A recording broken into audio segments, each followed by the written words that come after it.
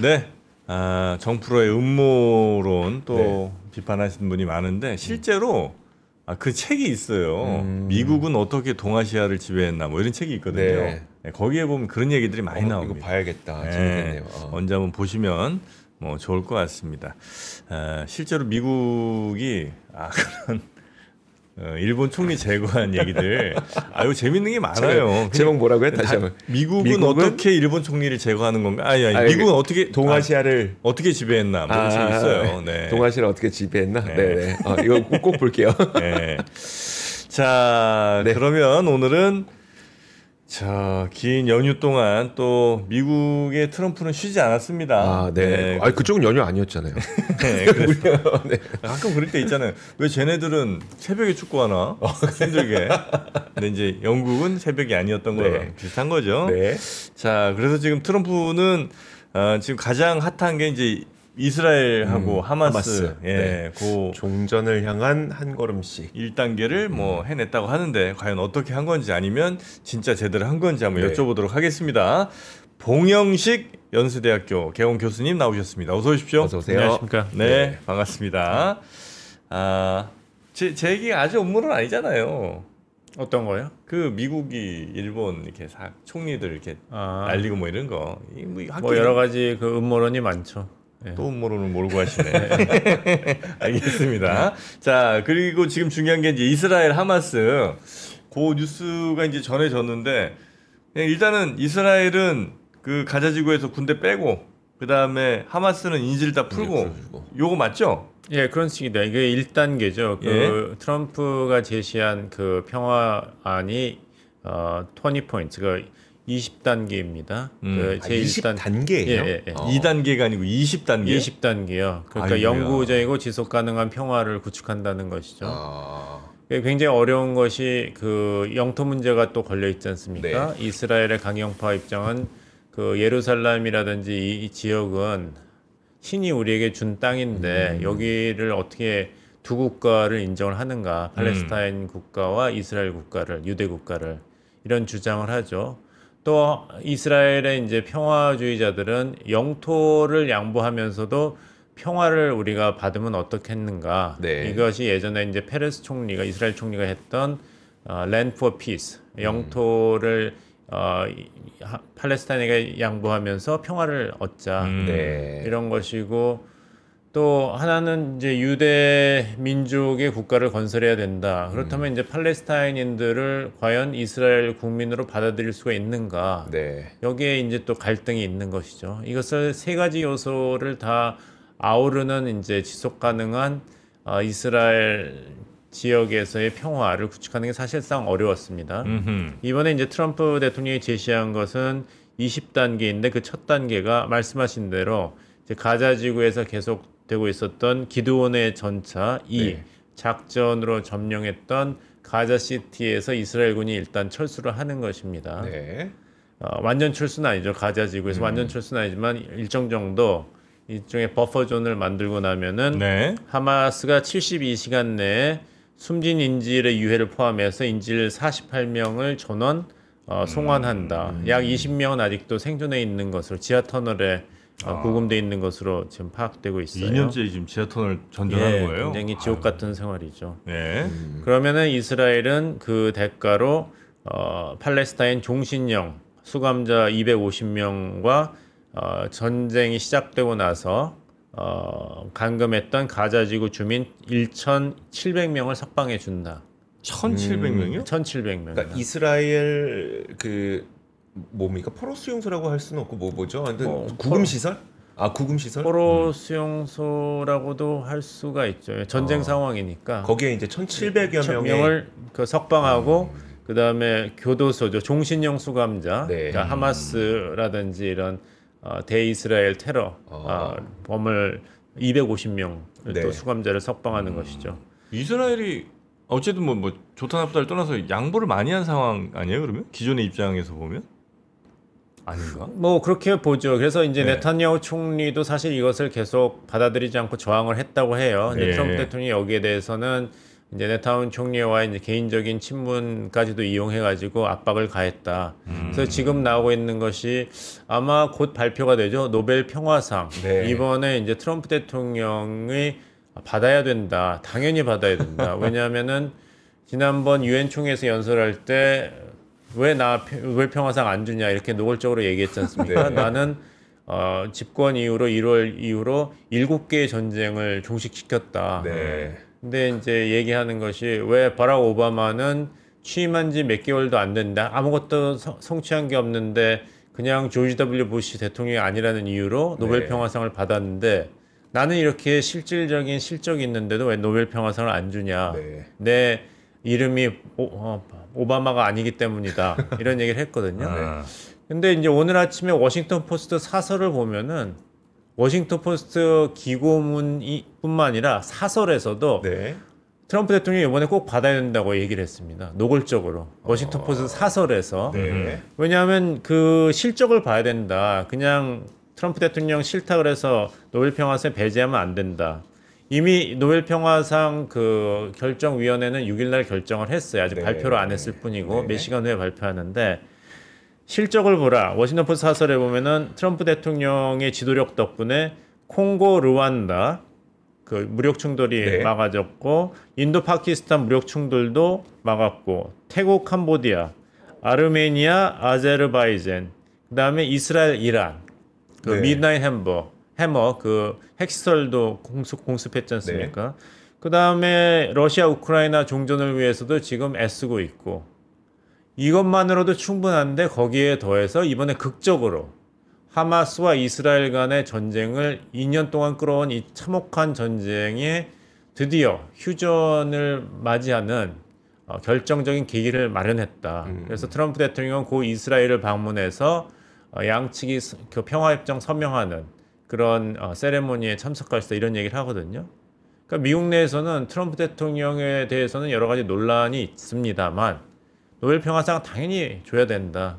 워싱턴 포스트가 그 트럼프 대통령하고 사이가 굉장히 안 좋았던 안 좋았죠. 제프 베조스가 소유하고 있는 그러니까 베조스는 사이를 좋게 만들고 싶어서 네. 이런 뭐 사설 쓰는데도 쓰지 말라고 해가지고 워싱턴 포스트의 그 중역들이 막 사임하고 그랬죠. 네. 하지만 이제 언론으로서는 이제 객관성을 존중받는 그런 언론사인데도 사설에서 트럼프 대통령이 받아야 된다 이런 업적. 특히 이번에 말씀하신 이스라엘과 하마스 2년 전쟁의 종식의 결정적인 계기를 마련했기 때문에 네. 이거는 노벨 평화상 수상에 그 충분한 이유가 된다, 사유가 된다 이렇게 얘기를 했죠.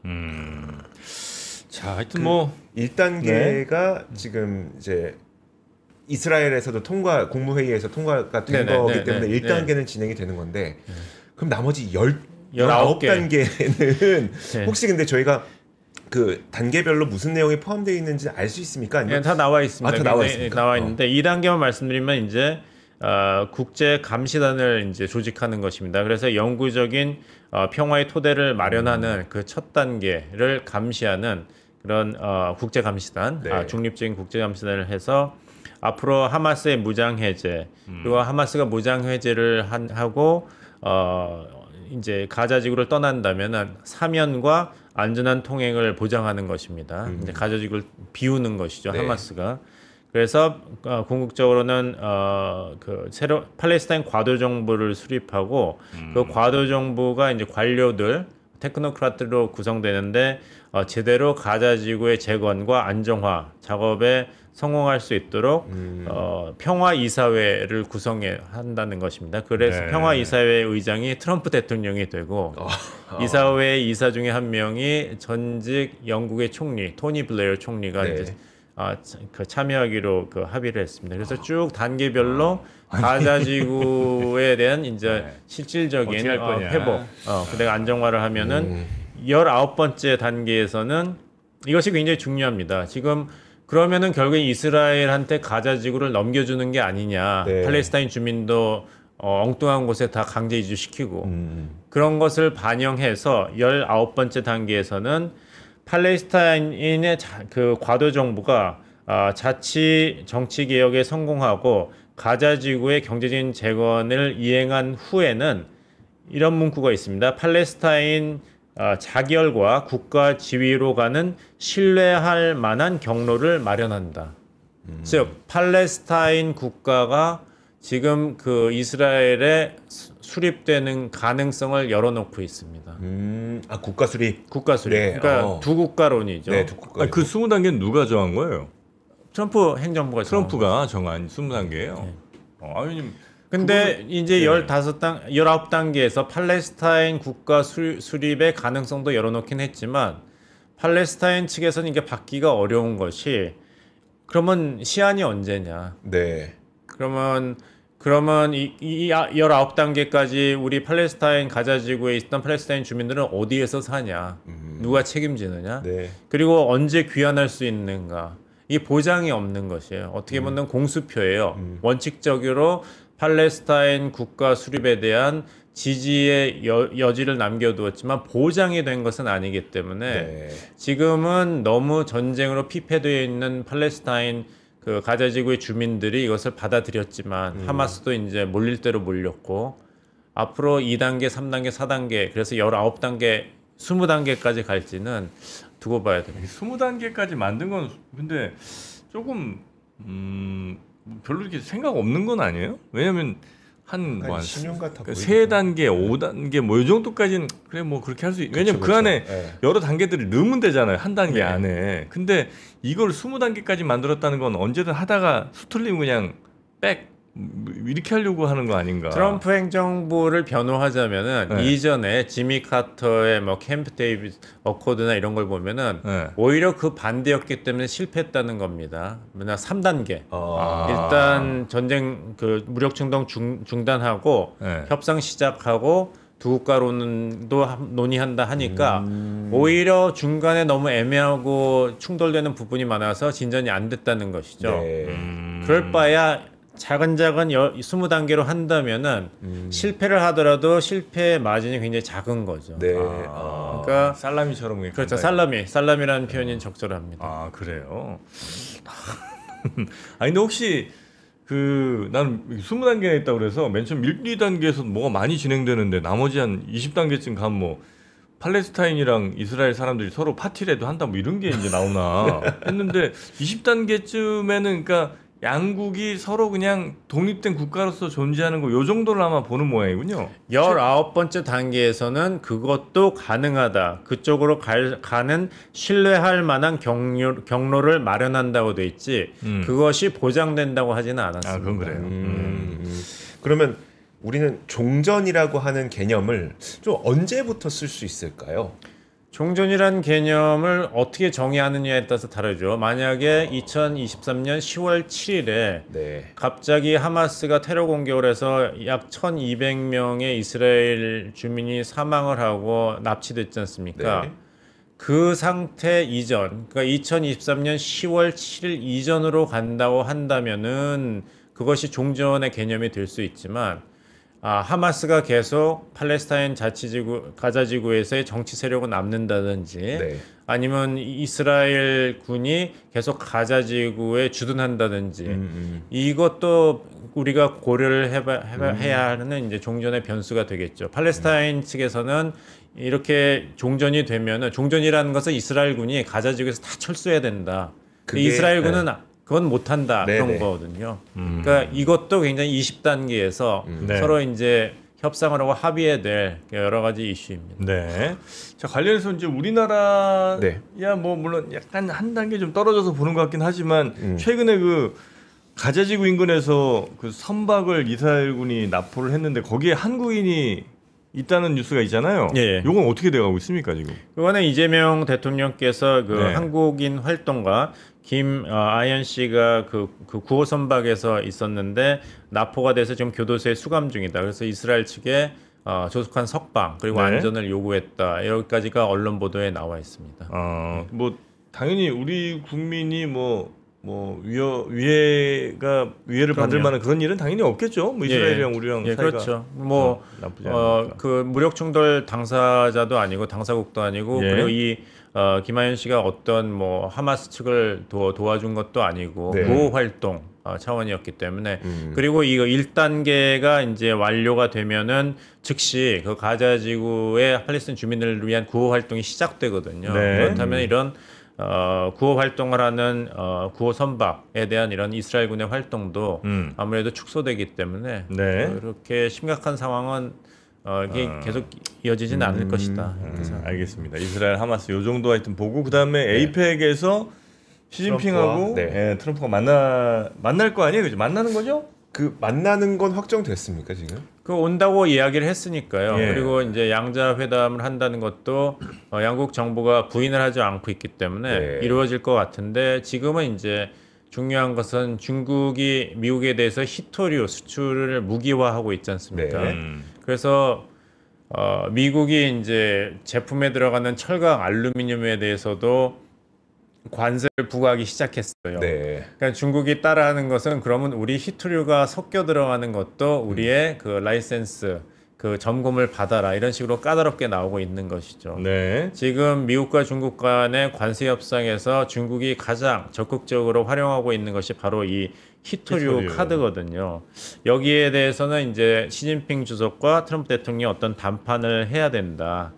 왜냐하면 이제 중국만큼 히토류 수출 시장에서 영향력을 행사하는 국가가 없거든요. 네. 그러니까 정제 히토류의 92%를 2024년에 중국이 공급했어요.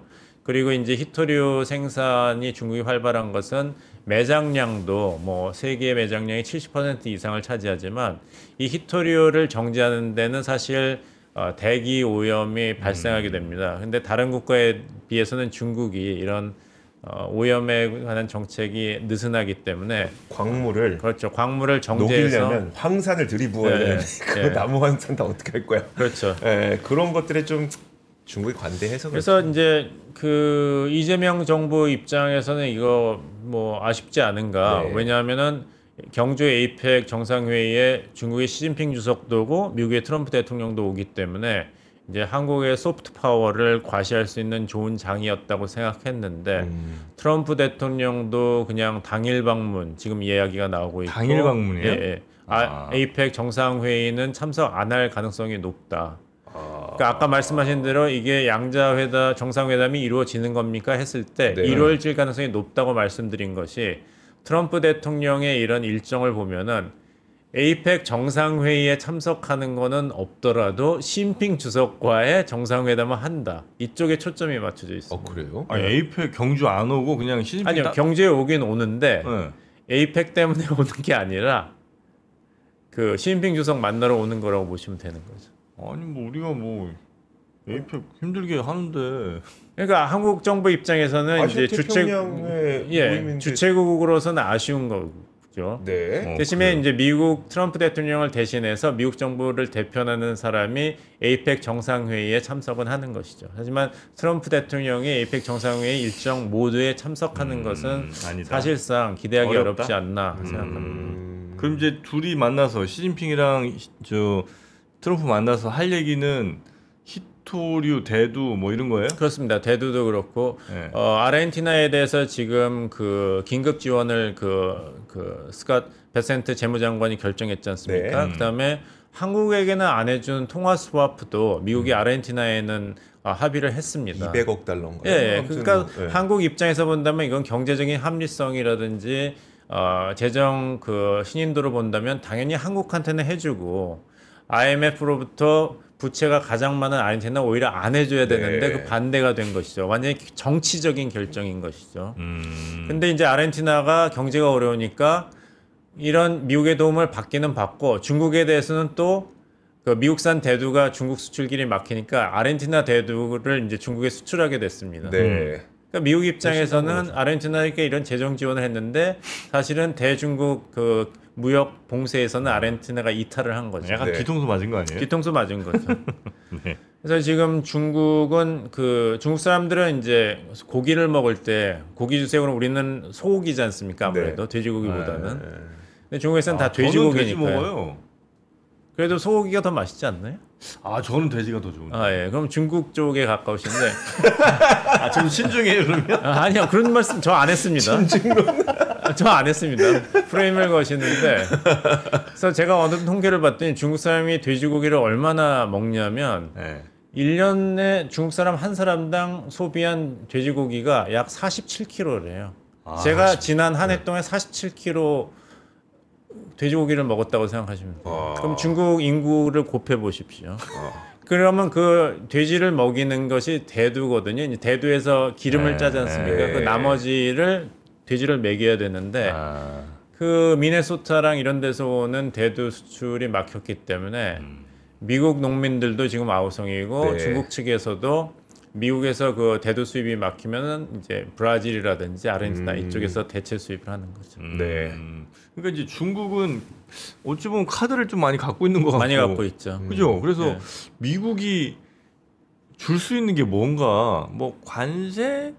그럼 많이 관세를 준다면 관세 굉장히 어찌 보면 우리보다도 더 싸게 할 것 같은 불안한 느낌적인 일단 느낌. 145%를 때렸고 네. 중국이 125%로 대응을 했지 않습니까? 예. 그러니까 트럼프 대통령 입장에서 이것을 어떻게 잘 처리를 해야 되는데 그렇다면은 정치적으로도 타격이고 그다음에 중국 봉쇄 정책에서도 이제 중단이 일어나게 되는 것이죠. 근데 중국이 말씀했는데 카드가 많고 히토리오라든지 이런 대두라든지 왜냐면 마가 지지 세력이 이제 미국의 이제 농가 아니겠습니까? 농가죠. 네. 네. 중간 선거는 다가오고 있고 거기에 더해서 이제 중국이 트럼프 1기 4년을 겪으면서 대비를 했습니다. 그래서 중국 수출에서 미국 시장 의존도를 확 줄였어요. 그런 모양이더라고요. 20%까지 갔는데 15%로 줄였기 때문에 만약에 그 145% 관세를 중국이 고스란히 다 맞는다고 해도 네. 내수 시장을 진작하면 됩니다. 중국이 워낙 내수 시장이 크기 때문에 내수를 5% 증가시키면은 그 미국의 수출이 막힌 그 GDP 타격 약 2.3% 정도 타격을 복구할 상쇄할 수 있습니다. 그래요? 네. 그러니까 이제 시진핑 정부가 제일 중요한 것은 이 미국과의 관세 전쟁에서 승리하려면 네. 중국 인민들의 지갑을 열게 소비를 하게 만들어야 됩니다. 네. 근데 그것도 쉽지 않죠. 소비를 하게 하려면 뭐 주식 부양을 좀 시키든지 돈 좀 풀어야 되겠네요. 근데 그러면. 그 카드를 이미 썼거든요. 잘 아시겠습니다만 처음에 한 것은 이제 원자바오 때는 주택 네. 버블을 만들었지 않습니까? 그래서 그때 중국 사람들이 부동산 투기를 엄청나게 했죠. 그래서 집도 막 5채씩 가지고 돌리고 옛날 우리나라 60년대 70년대 생각하시면 그것보다 몇 배죠. 네. 근데 그 주택시장 버블이 붕괴됐지 않습니까? 그래서 그때 중국 경제가 받은 타격이 2008년에 미국 서프라임 모기지 그때 위기의 2배라고 합니다. 아 중국이 우린 잘 네. 몰랐지만 중국은 내부적으로 엄청난 타격이 있었던 것이죠. 중국 부동산 붕괴 때. 예. 그래서 그래요? 그 카드를 썼다가 엄청난 타격을 얻었고 그 다음에 또 경기 부양을 해야 되니까 그 다음에 한 것은 공장을 막 지었습니다. 네. 공장을 짓고 일단 다 생산을 했죠. 생산을 하고 소위 수출로 덤핑을 한 겁니다. 특히 네. 미국 시장에. 그래서 트럼프가 이렇게 나오는 거 아니겠습니까? 네. 근데 그게 이제 막혔지 않습니까? 미국과의 이런 무역 전쟁 때문에. 그렇다면 이것을 어디다가 팔아야 되는데 공장이 그래야지 계속 돌아가고 이 중국 경제가 돌아갈 텐데 그 내수 진작을 하는 것이 굉장히 중요합니다. 근데 중국 인민들은 지난번 주택 시장 버블 붕괴를 경험했기 때문에 그때 모아놨던 그 저축을 다 날린 거예요. 그러니까 소비를 늘릴 수 있는 여력이 없는 것이고 두 번째는 그때 하도 호되게 당해가지고 그렇게 순순히 소비를 하지 않는 것이죠. 중국 인민들에 비해서 미국인들이 소비하는 것이 약 3배랍니다. 미국 사람들은 돈 쓰기를 그렇게 좋아하는데 네. 중국 사람들은 뭐 한국도 그렇고 일본도 그렇지만 그렇게 함부로 쓰진 않죠. 네네네. 그래서 지금 중국은 그러니까 내수 활성화만 잘 되면 미국으로 수출 안 해도 뭐 문제 없다. 그렇죠. 예, 하지만 내수 활성화가 아직은 정부가 바라는 만큼 활성화가 안 됐기 때문에 네. 거기에 그 고민이 말씀은 있습니다. 이제 뭐 시진핑하고 트럼프하고 만난다고 하더라도 많은 무기를 중국이 갖고 있기 때문에 사실 이 자리에서 뭔가 되게 호혜적인 합의가 이루어지긴 좀 힘들 수도 있다고 좀 보시는 거겠네요. 예, 저는 그렇게까지 뭐 와 할 정도로 뭐 전격 타결 이런 게 나오기는 힘들 것 같다. 뭐 이스라엘과 팔레스타인 하마스도 뭐 20단계 왜 이렇게 많냐 하셨지 네. 않습니까? 근데 요번에 시진핑 주석과 트럼프 대통령의 합의도 다시 한번 90일 관세 유예보다는 조금 더 진전된 정도의 성과 정도를 기대할 수 있지 않나. 좀 조심스러움이 있죠. 네네. 마감 시한이 지금 11월 11일인가요? 10일. 예, 10일. 예. 11월 10일. 예. 그걸 앞두고 그 정도. 그러니까 좀 이제 유예한- 경주 에이펙이 여러 가지로 타이밍이 참 좋았죠. 그러니까요. 예. 그리고 중국하고 미국의 정치주들 만나기도 딱 좋았죠. 푸틴 대통령하고는 애매해가지고 만난 곳이 알라스카 아니었습니까? 네. 어차피 에이펙 정상회의도 있고 중국 베이징에서도 가깝고 하기 때문에 그리고 에이펙 정상회의 다음 주최국이 중국이니까 중국 정부 입장으로서는 다음에 의장국으로서의 이런 적극적인 그런 참여 의사를 보였어야 했죠. 네. 근데 중국이랑 미국이 이렇게 극적 타결을 하는 게 우리한테 꼭 좋은가 생각도 해보면 저는 좋은 게 더 나쁜 많- 것보다 많다고 그런가요? 봅니다. 왜냐하면 이렇게 이 우리나라를 포함해서 소위 협력 국가들한테 미국이 횡포를 부리고 있는데 네. 달리 표현할 방법이 없습니다. 맞아요. 이게 무슨 보편 관세고 상호 관세입니까? 왜냐하면 한국과 미국은 관세가 없거든요. 자유무역 협정이 있으니까. 네. 근데 갑자기 보편 관세를 하겠다? 이것은 미국의 일방적인 결정이었죠. 그 이유는 그 정당화하는 것은 중국이 국제 경제 안보 질서를 유린하기 때문에 중국을 제압하기 위해서 할 수 없이 우회적으로 돌아가는 것이다. 미국의 이런 제조업이 부활하고 그 군사력이 강해지지 않으면은 대중국 견제 전략을 성공할 그런 미국의 국력이 없다는 것이죠. 네. 그러니까 미국이 강해져야지 중국을 제압할 수 있고 그런 일이 있어야만 한국, 일본, 유럽 연합 국가들도 혜택을 받는다. 그러니까 우리가 너희를 괜히 괴롭히는 것이 아니라 내가 잘 돼야지 다 잘 되기 때문에 중간 단계로 하는 것이다. 이런 논리거든요. 네. 근데 만약에 이번에 미국과 중국 간의 관세 협상이 어느 정도 타결이 된다면 이 큰 돌 막혀 있던 것이 일정 정도 옮겨지기 때문에 이제 한국과의 이런 뭐 3,500억 달러 미국 투자라든지 통화 네. 수합이라든지 이런 데서도 미국의 트럼프 행정부가 어느 정도는 유연성을 보일 수 있는 그런 가능성이 열리게 됩니다. 근데 지금은 네. 중국하고 어떻게 될지 모르기 때문에 한국, 일본, 유럽 연합이라든지 다른 나라에 대해서도 관세 문제에 대해서 미국이 최고로 보수적이고 강경한 입장을 고수하고 있는 것이죠. 네. 제일 큰 숙제가 풀려야지 나머지 문제도 지속 단계 네. 입장에서 좀 더 융통성을 보일 수가 있겠죠. 네, 알겠습니다. 끝으로 트럼프 노벨 평화상 받는다 못 받는다? 요번에는 못 받을 것 같습니다. 그래요? 왜냐하면 아까 말씀드린 대로 그 노벨 평화상 선정위원회 회의가 6일날 끝났기 때문에 네. 이미 타이밍이 약간 내년에는 받을 수 있지만 그래요? 예. 오늘이죠, 오늘. 오늘인가요? 예, 예. 네, 오늘 발표는. 발표될 것 같습니다. 트럼프는 오늘 받고 싶어하는 것 같은데. 알겠습니다.